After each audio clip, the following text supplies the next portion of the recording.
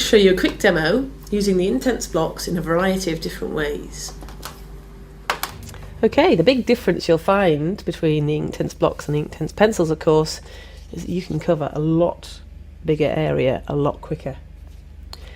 Using the side of the block, you get the whole surface here to lay down on the paper.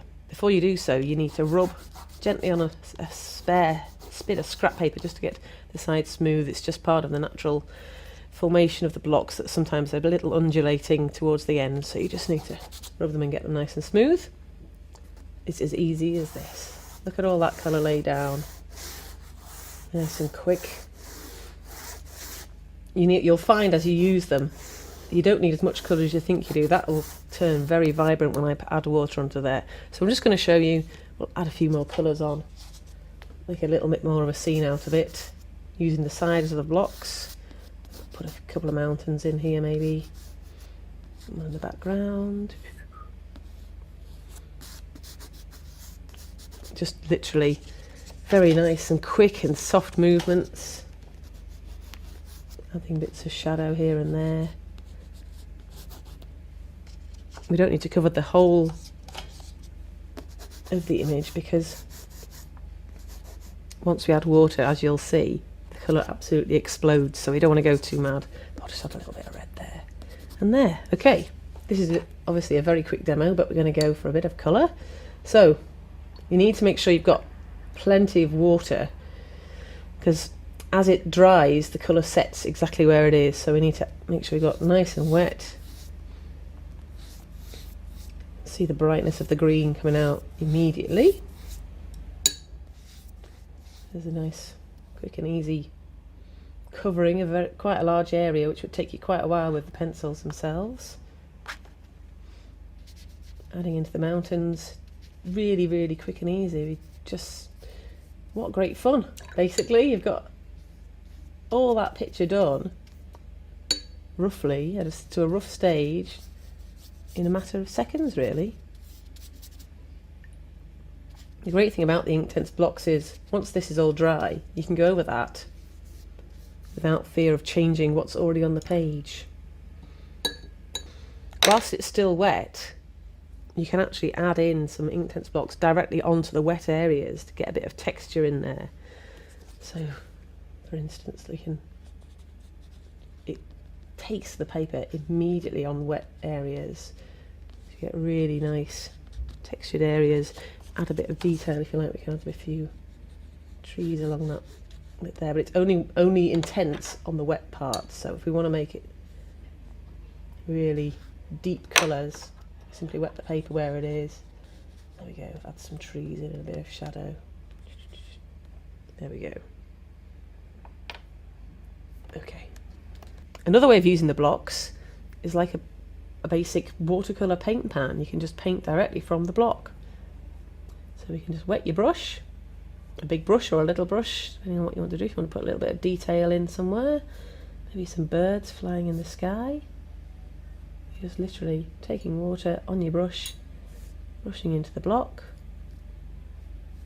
and drawing your birds.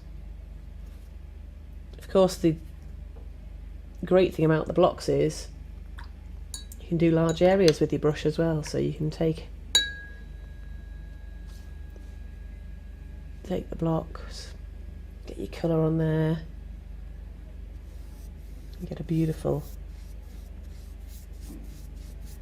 wide wash. Okay, the other thing you can do, of course, which is great fun, is you can put two blocks together, and it's always ideal if you can keep your wet blocks and your dry blocks separate. What I tend to do is keep a set of dry blocks and a set of wet blocks so that you don't end up getting them all mixed up and dirtying up all the dry ones. Put two blocks together. If you've got a wide enough brush, you can take colour from them both at the same time. And see how it merges itself together on the page. Right, using the grate and shake, I'm going to create a nice wash for the sky here. So I'll take one of the blocks, grate some into the colour below, which I've already done.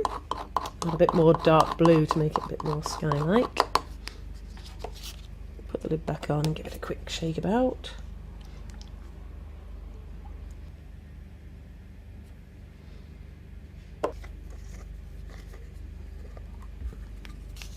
There's our beautiful purple.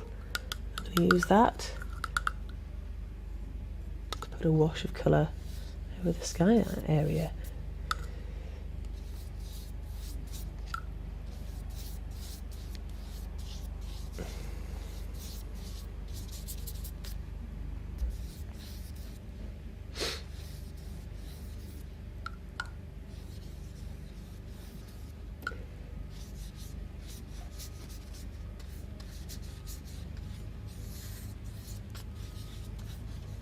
Okay.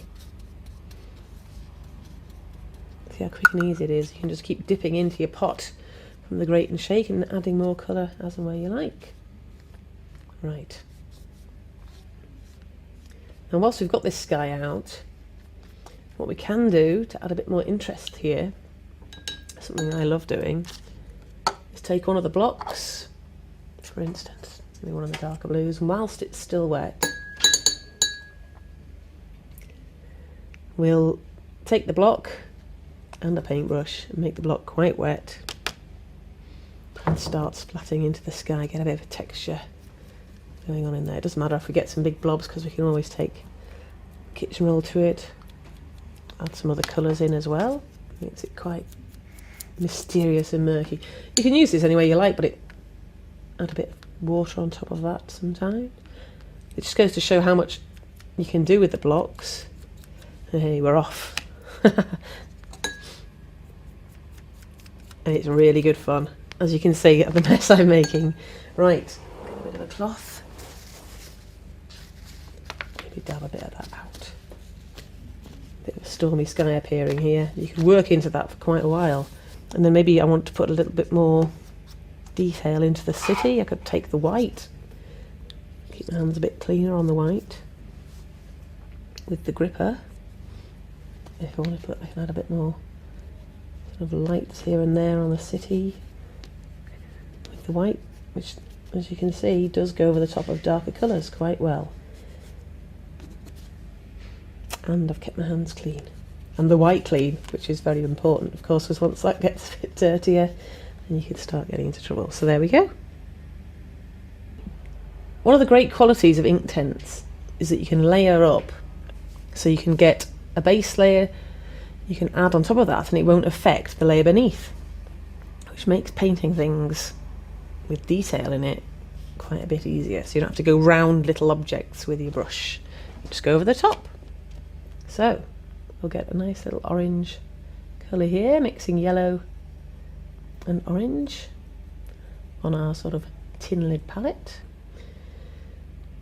So because Inktense is permanent once dry, it's really easy to just go over the top of something you've already painted without having to faff about going in and out of the detail you've already put down,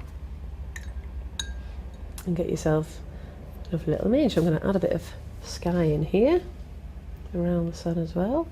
Once the ink, you've got to make sure that Inktense pigment is completely washed out onto the paper, so there are lumps or darker areas that aren't washed, and once that has become dry, that's when it becomes permanent. So I'm just going to let that overlap slightly around the sun, brush that out.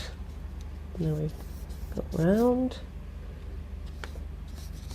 Whilst it's all wet, you can keep brushing this. Once it's dry, even those marks there we've put down will be permanent. So whilst it's still like that, I'm just going to work into it and even make that sun a bit brighter